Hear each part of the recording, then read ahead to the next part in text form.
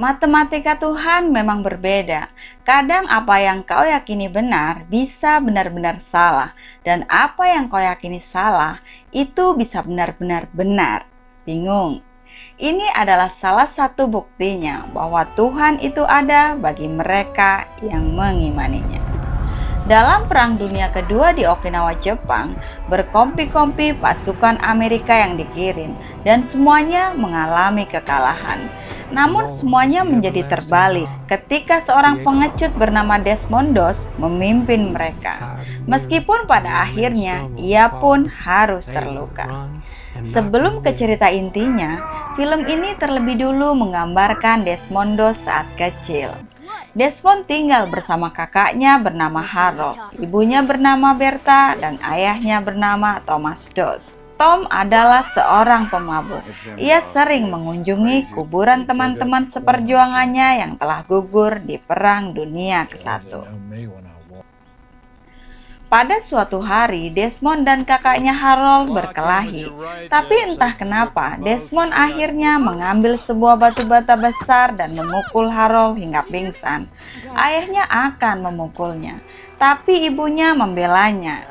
Desmond sangat merasa bersalah. Ia mengatakan kepada ibunya bahwa ia bisa menyebabkan kakaknya mati. Lalu Bertha mengatakan, membunuh adalah dosa yang paling besar di mata Tuhan. Itu akan menyakiti hatinya. Dan Desmond terus mengingat kata itu. Hingga suatu hari, ia melihat ayahnya memukuli ibunya. Ia tak bisa berbuat apa-apa selain membenci ayahnya. Ia mengatakan kepada ibunya yang sedang menangis, "Bu, kenapa ayah membenci kita?" Lalu ibunya menjawab, "Ayah tidak membenci kita, nak. Ia membenci dirinya sendiri. Andai saja kau mengenal ayahmu sebelum pergi berperang, tentu kau akan menyayanginya, seperti aku menyayangi ayahmu." Sejak hari itu, Desmond menjadi anak yang sangat baik dan taat beragama. Ia selalu pergi ke gereja. 15 tahun kemudian, suatu hari di depan gerejanya, ia melihat seseorang tertabrak mobil. Lukanya sangat parah, darah menyembur kemana-mana karena nadinya bocor. Ia segera mengikat lukanya. Ia membawa orang itu ke rumah sakit. Sesampainya di rumah sakit, Desmond berkenalan dengan seorang suster yang sangat cantik. Suster itu bernama Dorothy. Tiap hari ia terus memepet suster itu, hingga akhirnya ia berhasil mengajaknya untuk nonton bioskop. Rupanya Dorothy juga tertarik dengan Desmond. Ia melihat Desmond adalah orang yang berbeda dari laki-laki pada umumnya. Suatu hari, tiba-tiba Harold memberitahu orang tuanya bahwa ia mendaftar menjadi tentara. Ibunya sangat marah, begitupun ayahnya. Ibunya mengatakan, "Kenapa kau tak mendengarkan kami? Apakah kau tidak mendengar firman Tuhan?" Harold mengatakan, "Aku tahu kalian tidak akan mengizinkan. Lagi pula, ini adalah hal baik. Tidak ada membunuh dalam perang. Negara ini membutuhkanku." Lalu ayahnya mengatakan, "Semoga jika nanti Harold tertembak, ia tidak akan tertembak dari belakang.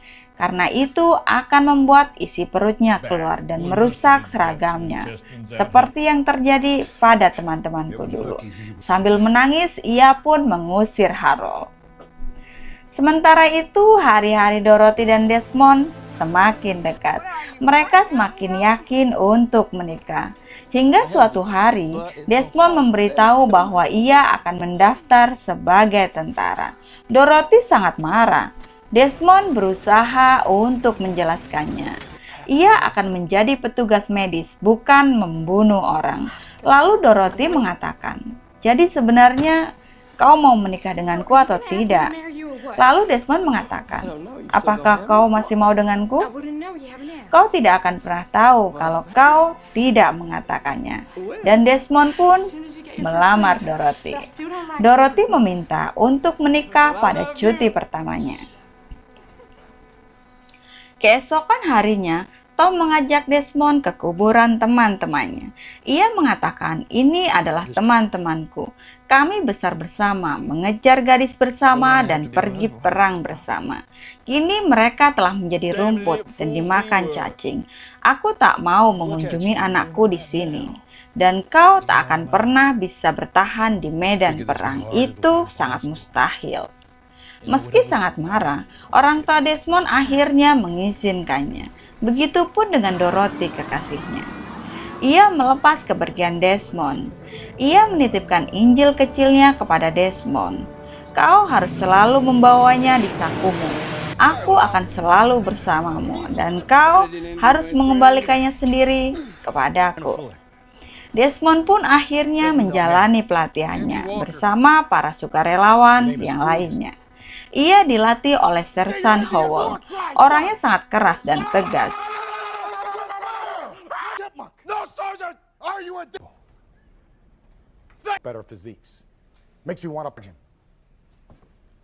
Di antara teman-teman tentaranya, Desmond adalah yang paling kurus.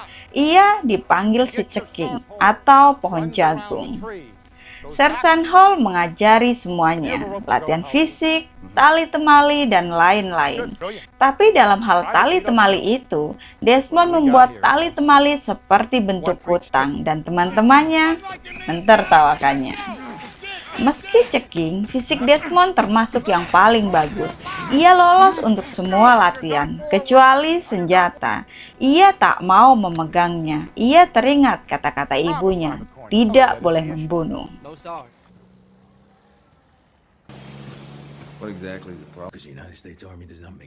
Hingga akhirnya Desmond pun dipanggil oleh Kapten Glover. Ia adalah komandan kompi. Kepada Kapten Glover, Desmond mengatakan bahwa ia tak mau membunuh. Ia juga tak mau bekerja di hari Sabtu, karena hari Sabtu adalah hari Sabat. Jadi tidak boleh bekerja. Lalu Glover mengatakan, "Dalam berperang kau harus membunuh, dan persyaratanku hanya satu, kau harus mengikuti aturanku." Desmond kini sangat terkenal. Ia akan dikeluarkan. Teman-temannya juga memusuhinya. Salah satunya adalah Smithy. Ia mengetes Desmond. Ia memukulnya, menghinanya, tapi Desmond tak melawan. Desmond bahkan menjadi bahan bulian teman-temannya. Desmond kini bahkan dipanggil oleh Kolonel Stelzer. Ia berusaha menjelaskan tentang mengangkat senjata, tapi Desmond tetap pada pendiriannya. Kolonel Stelzer mengatakan kepada Kapten Glover bahwa keputusan Desmond menentang perang adalah sah. Ia bisa menjadi tim medis asalkan lulus semua tes. Semua orang meminta Desmond untuk mengundurkan diri, tapi Desmond bergeming.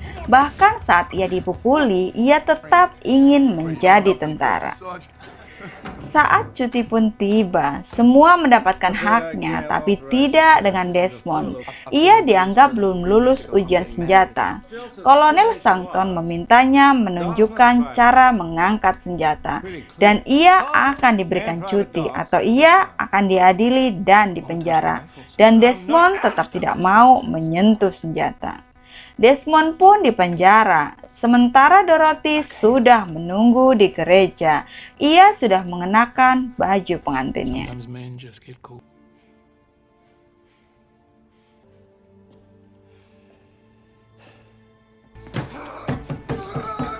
Sebelum disidang, Kapten Glover menemui Desmond. Ia meminta Desmond untuk mengaku bersalah. Ia akan dipulangkan. "Biarkan hanya orang-orang yang berani yang ada di medan perang," begitu katanya. "Mungkin aku tak bisa meyakinkanmu, dan mungkin saja dia bisa." Kemudian Dorothy pun masuk. Ia diminta untuk meyakinkan Desmond agar mau memegang senjata, hanya memegang saja. Tapi Desmond tetap tidak mau. Bahkan sampai Dorothy memohon pun Desmond tetap tidak mau. Ia bahkan siap kehilangan Dorothy. Tapi Dorothy sangat mencintainya.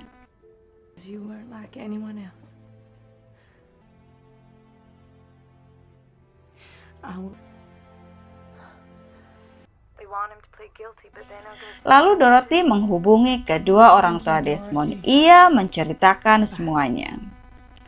Walaupun senang anaknya tidak jadi berperang, tapi orang tua Desmond juga tak ingin anaknya dipenjara. Thomas Dawes lalu menemui Jenderal Musgrove. Ia adalah kapten sewaktu perang di Prancis. Kini dia menjadi panglima perang Amerika Serikat di Washington. Desmond sudah disidang. Ia dituduh menghina Kolonel Sangton dengan melawan perintahnya untuk memegang senjata. Tapi Desmond tetap membela diri. Ia mengatakan ia tak mau hanya menjadi penonton saja, sementara orang lain berperang untuknya, untuk negaranya. Ia bisa membantu dengan menjadi petugas medis di tempat dan risiko yang sama dengan prajurit lainnya. Sementara sidang berlangsung, ayah Desmond datang, tapi ia tak diizinkan masuk. Saat sidang akan membacakan keputusannya, majelis hakim mendengar keributan yang dibuat ayahnya Desmond di luar sidang. Ia pun akhirnya mengizinkan ayah Desmond untuk masuk. Ayah Desmond mengatakan ia akan memberikan sebuah surat. Majelis hakim lalu mengatakan bahwa hanya orang militer yang boleh menghadiri sidang. Dan ayah Desmond mengatakan, "Begitukah cara kerjanya? Kau bekerja untuk negaramu, lalu kau dibuang. Seragamnya dilupakan. Sidang ini adalah konstitusi negara kita, dan aku berjuang untuk itu. Itu yang aku tahu. Jika bukan untuk itu, maka untuk apa teman-temanku mati?" Begitu katanya. Lalu pimpinan sidang meminta suratnya dan mempersilahkan ayah Desmond untuk keluar. Ayah Desmond adalah pejuang di Perang Dunia ke-1. Dalam suratnya, Jenderal Musgrove menyatakan bahwa tindakan Desmond menentang perang dilindungi oleh konstitusi, termasuk hak untuk tidak mengangkat senjata. Lalu Kolonel Sangton pun mencabut tuntutannya, dan Desmond diizinkan untuk bergabung dengan kesatuannya. Kini Desmond menjalani pelatihan medis, dan ia pun akhirnya bisa menikahi Dorothy. Lalu pada bulan Mei 1945, Desmond dan seluruh anggota kompinya berangkat ke Okinawa, Jepang. Namun untuk merebut Okinawa, mereka harus mengalahkan tentara Jepang. Mereka juga harus terlebih dulu memanjat tebing Haksau. Dalam perjalanannya, mereka melihat bertumpuk-tumpuk korban perang yang bikin mereka semua jadi ciper. Nama Desmond sangat terkenal, bahkan oleh anggota Kompi 96 yang harus mereka gantikan. Tim medis mereka langsung mencari Desmond. Ia mengatakan agar Desmond tak terlalu mencolok dengan helm palang merahnya, karena itu akan membuatnya jadi incaran tentara Jepang. Komandan mereka menceritakan betapa kacaunya suasana di sana. Orang-orang Jepang tidak takut mati. Mereka terus berdatangan untuk bunuh diri. Mereka adalah Chibakutai. Keesokan harinya, Desmond dan kawan-kawannya mulai memanjat. Inilah salah satu tantangan kita, tebing Haksau. Itu adalah perang yang mustahil. Sebelum memanjat tebing Haksau, Kapten menjelaskan inilah misi kita. Jika kita menaklukkan tebing Haksau, kita akan menguasai Okinawa. Jika kita menguasai Okinawa, mungkin Jepang akan kalah. Lalu Angkatan Laut Amerika menyerang. Setelah dirasa aman, mereka mulai memanjat tebing itu. Di atas tebing, suasananya sangat mengerikan. Banyak sekali mayat prajurit Amerika. Ada yang kakinya buntung, ususnya terburai, dan lain-lain. Tapi karena kebijakan YouTube nih, makanya aku nggak bisa tampilin full perangnya ya guys. Oke, lanjut. Dalam perang itu, semua tentara bahu-membahu bekerja sama. Desmond terus bergerak menolong di garis depan seorang diri.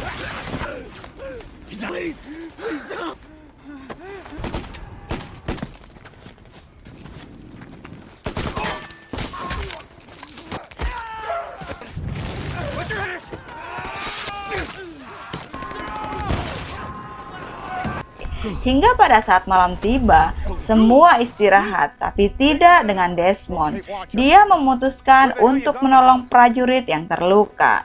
Dia ditemani oleh Smithy, orang yang dulu membulinya di pelatihan. Smithy meminta maaf kepada Desmond. Ia telah salah menilai Desmond. Keesokan paginya, tentara Jepang menyerbu membabi buta. Mereka adalah Jibakutai atau pasukan berani mati. Tentara Amerika dipukul mundur. Dalam serangan itu, Smithy tewas.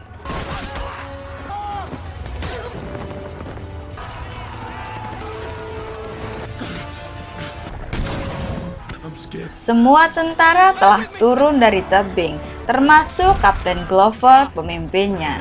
Tapi Desmond mendengar suara-suara tentara yang meminta pertolongan, dan Desmond pun memutuskan untuk tidak turun dan menolong mereka.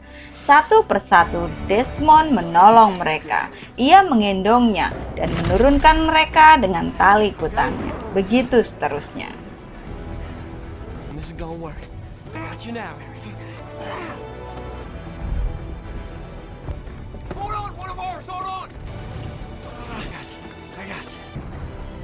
Di saat bersamaan, tentara Jepang terus menyisir tentara Amerika yang tersisa. Desmond hampir saja tertangkap.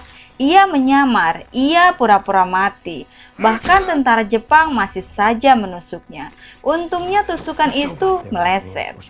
Tapi karena tentara Jepang sangat banyak, ia pun dikepung dan memutuskan masuk ke dalam gorong-gorong tentara Jepang. Di sana ia bahkan menolong tentara Jepang yang terluka.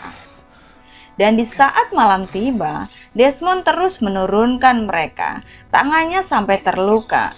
Sebenarnya ia sudah tidak kuat lagi, tapi ia terus menolong mereka. Ia mengatakan, "Bantu aku Tuhan," satu kali lagi, begitu seterusnya. Hingga akhirnya Kapten Glover keheranan melihat tentaranya yang terluka bisa turun dari tebing Hacksaw. Ia pun bertanya pada salah satu prajurit yang terluka, "Siapa yang menurunkan kalian semua?" Orang itu menjawab, "Ia adalah Desmond. Ia menolong kami seorang diri."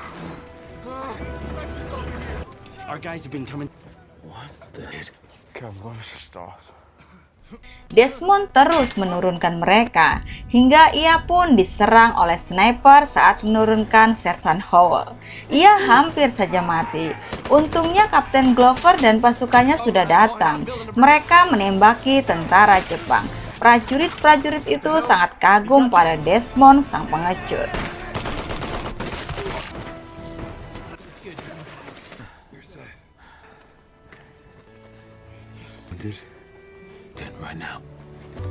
Setelah Desmond mendapatkan perawatan, Kapten Glover mendatanginya. Ia mengatakan, "Besok adalah hari Sabtu. Aku tahu kau tidak boleh bekerja, tapi para prajurit tidak mau berperang tanpamu. Mereka membutuhkanmu. Mereka membutuhkan mukjizatmu. Dan aku selama ini telah salah menilaimu. Maafkan aku." Pasukan Amerika kini sudah siap, tapi sudah 15 menit mereka masih juga belum memanjat. Bahkan Kapten Glover sampai ditelepon atasannya. Ia mengatakan bahwa para tentara menunggu Desmond yang sedang mendoakan mereka. Dalam pertempuran itu, akhirnya Desmond dan kawan-kawan tentaranya berhasil merebut tebing Hacksaw. Tentara Jepang yang tersisa melakukan bunuh diri. Ia harakiri, menusuk diri sendiri. Dan film pun usai. Desmond Doss menyelamatkan 75 prajurit terluka di Hacksawris seorang diri.